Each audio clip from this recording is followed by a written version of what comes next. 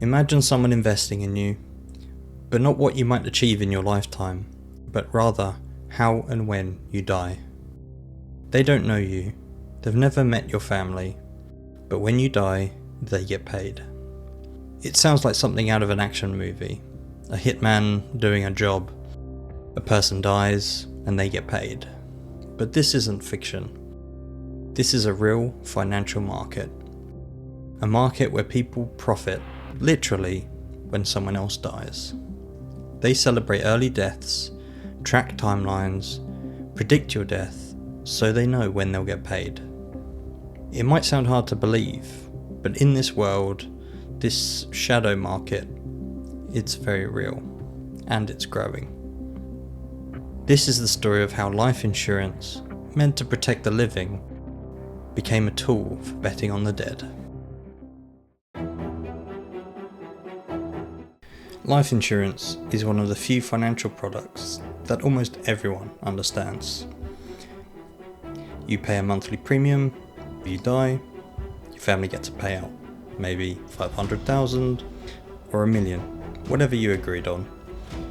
It's meant to be protection, a financial safety net for the people you leave behind. Simple, predictable, human. But life doesn't always go as planned.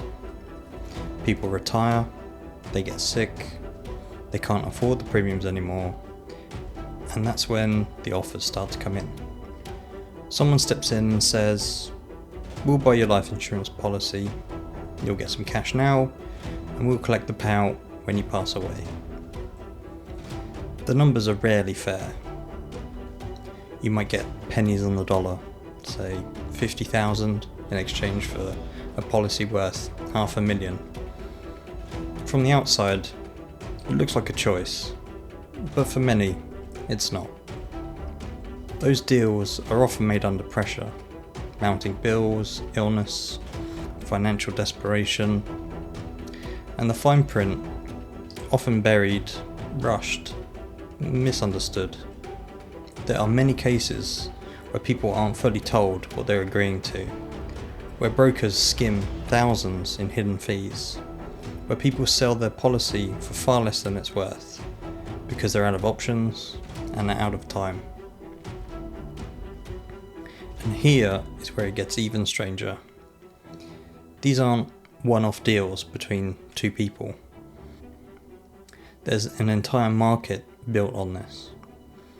Life insurances, once private, personal documents, are now being bought in bulk, grouped together into portfolios, and packaged into financial products that can be sold to investors. Just like mortgage-backed securities before the 2008 crash, these portfolios are structured into layers, rated by agencies, and turned into bonds. Except, instead of monthly mortgage payments, the payouts come when someone dies. They're called life insurance-backed securities, but some people in the industry call them something else. Death bonds.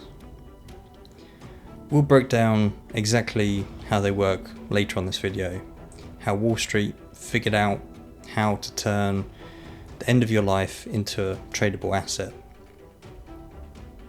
But before we get there, we need to understand the deal itself. Why someone agrees to sell their life insurance, and how this entire system quietly profits from people who are at the most vulnerable. But the real question remains, why would anyone agree to sell their own death?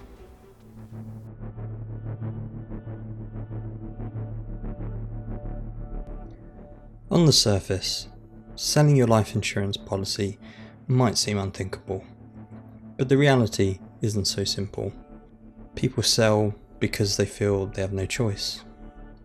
Imagine you've spent your entire life working hard, saving diligently, but then illness strikes, medical expenses quickly mount. Your pension isn't enough, if you're even old enough to claim a pension. Bills pile up, debt collectors call, your family's security hangs by a thread. In this moment of desperation, A broker reaches out with an attractive offer. Immediate cash in exchange for your life insurance policy. No more premiums, instant relief. It's not greed, it's survival. What isn't made clear though is the true cost of this relief. The security you carefully built for your loved ones vanishes. The moment you die, your family receives nothing. The policy designed to protect them now benefits strangers. Contracts in this market aren't transparent. They're filled with jargon, complex clauses, and hidden conditions. Ordinary people, in desperate moments, sign these documents without fully understanding them, trusting the promises made by reassuring voices. When a broker exploits your desperation, is it consent or coercion? Is it financial freedom or financial hostage taking? Families discover too late that the protection they relied upon disappeared years ago. After funerals, children sifting through paperwork, realizing the harsh truth, the money they counted on is already gone, paid out to investors they never knew existed. In legal filings, families share heartbreaking realizations. My dad thought the policy was still active. We needed that money for the funeral. He believed it was temporary, but it was final. This is where exploitation lives, not through outright force, but through subtle pressures and carefully timed offers to desperate people. Would you still call that a choice? Or is it financial desperation disguised as empowerment?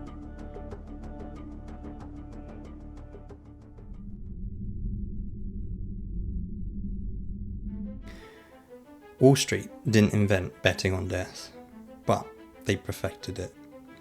They call it life settlement backed securities. Industry insiders call them death bonds. Here's how it works.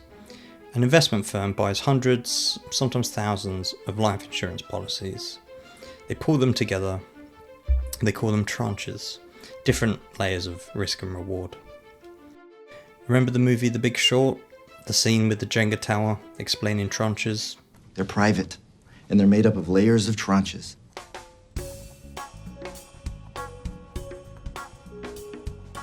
Is exactly that. These tranches are sold to investors hungry for returns. Remember the 2008 financial crisis? Banks packed risky mortgages into attractive products. When the housing bubble burst, the world paid the price. Death bonds use the same logic, only the underlying asset isn't property, it's human lives. And if you're wondering, could the same kind of collapse happen again? Yes. Same structure, same blind spots, same fantasy of infinite safe returns. When the models are accurate, investors reap substantial returns, 15, 20, sometimes even 30%. But accuracy depends on something chilling. People dying when predicted, or preferably earlier. In 2014, Life Partners Inc. collapsed after regulators discovered they'd manipulated life expectancy data to boost profits. Thousands of investors lost millions. But it wasn't just money. Families were left confused and abandoned, holding worthless policies. Despite scandals, the industry persists, adapting with each legal challenge. Firms continuously refine mortality analytics, offering life expectancy drift models as a service. It's a thriving business, built upon the macabre reality of human mortality. This isn't just financial alchemy, it's ethical alchemy, transforming death from tragedy to a tradable commodity. Wall Street calls it innovation, but when the profitability of death becomes routine, what are the hidden costs of ignoring it?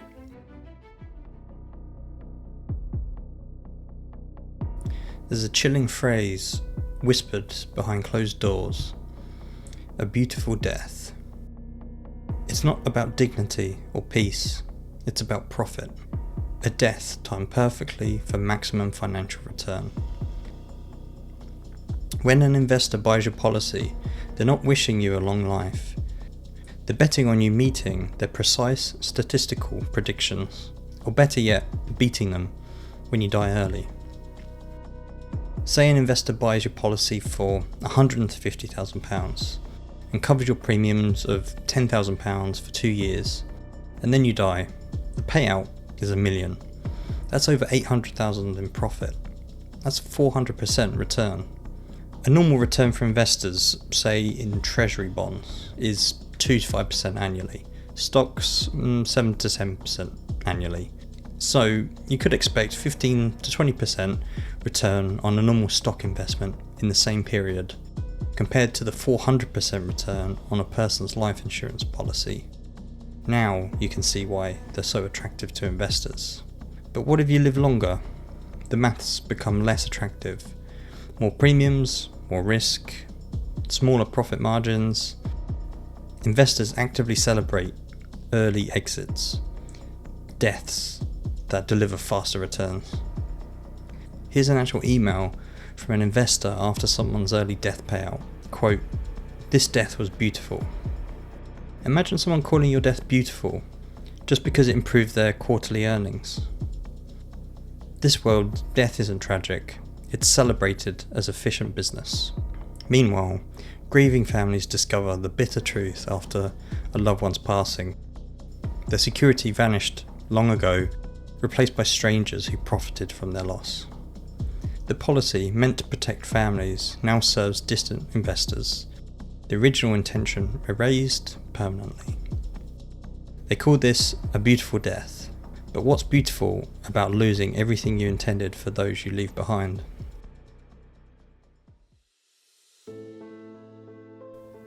Imagine the devastation, discovering after a loved one's death that the safety net you counted on has vanished.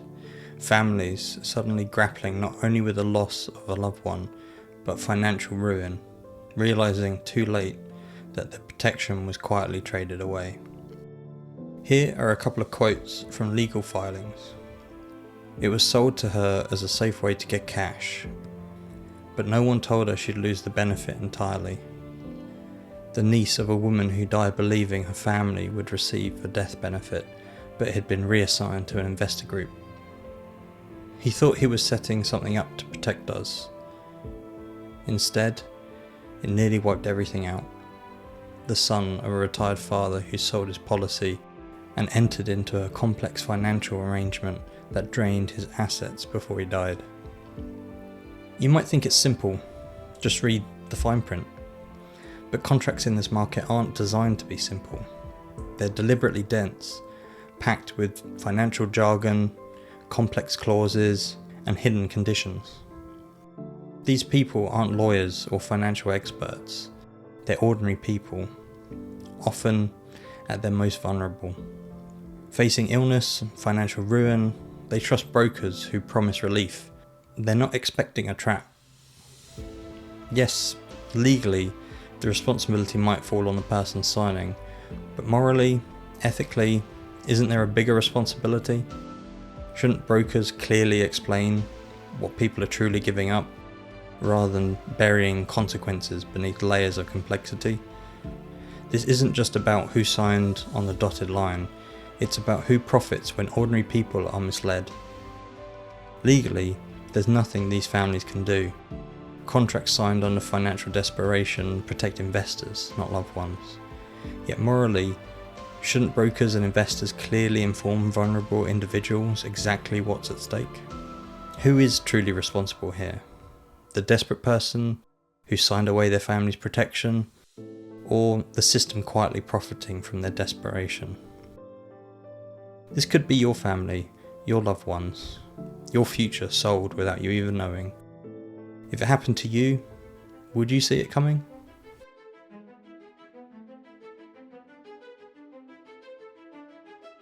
If you're thinking, this sounds like it should be illegal, you're right. Yet it thrives openly, cloaked under fragmented rules, inconsistent enforcement, and strategic complexity. Across the US and UK, Regulations shift widely, sometimes state by state, often loophole by loophole. Life Partners Inc. manipulated critical death data, misleading investors until millions had evaporated. Firms in Florida knowingly inflated life expectancy predictions, profiting before facing only token penalties. Behind these failures are powerful interests ensuring oversight remains minimal. Regulation isn't failing by accident, it's deliberately weak, designed to provide just enough illusion of protection to quiet criticism. Investors don't simply guess your death date, they predict it scientifically, methodically, ruthlessly. Using your medical records, social media posts, shopping history, even the seemingly innocent apps on your phone. They construct an alarmingly precise timeline of your remaining years. Every detail of your life, the midnight snacks to online shopping, feeds the machine, creating an exact monetizable profile. To them, you're not human anymore. You're data, risk scores, and protected returns. You believe you're living freely, but in reality, your death has already been penciled into someone's financial spreadsheet. Initially, life insurance is your promise to safeguard loved ones beyond your life.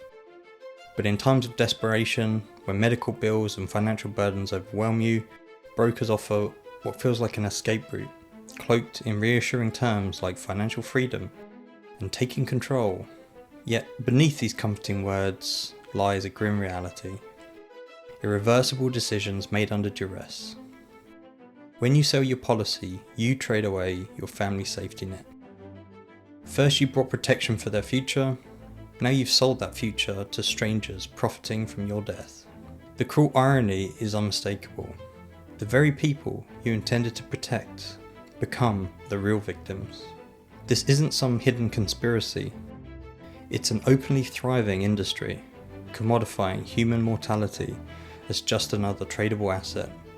Every day, professionals in suits and ties manage vast portfolios of death, tracking quarterly targets and projected returns as casually as if they were managing property or stock.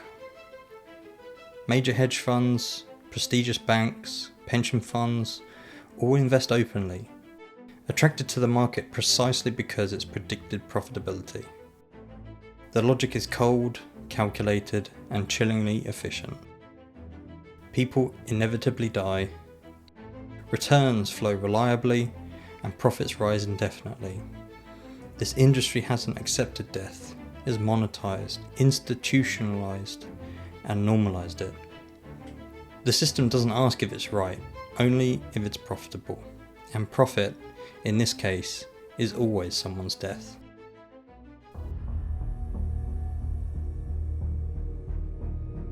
Step back and consider what this industry reveals about us as a society. We've built a market where human life is reduced to numbers on a financial statement, valued not by the memories we leave or the lives we've touched, but by how soon we can die. Our most personal, intimate experiences have become commodities traded openly without remorse or reflection. Throughout history, societies have faced critical moments where morality collided with profit. From slavery to exploited labour, humanity repeatedly found itself asking, how did we let this happen? Today it's the commercialization of death. Tomorrow it could be air, water, or privacy. Each step we accept further shifts the boundaries of what is acceptable. Each compromise makes exploitation seem normal. Who ultimately profits when life becomes just another tradable asset? Not your family, not your community, only distant investors, corporations shielded by legal jargon and powerful financial interests. They quietly benefit each time someone passes away ahead of their projections. So now, imagine your life is at stake, your own legacy up for sale. Would you willingly sign it away, knowing strangers will profit from your death?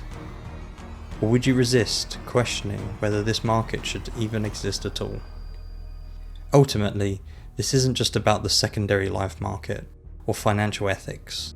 It's about the kind of society we choose to build, the limits we set, and the values we uphold. It's your decision whether to accept this reality or challenge it. I want to thank you for watching this far. If you have enjoyed this episode, please consider subscribing for more. And I just have one final question for you. Would you sell your death?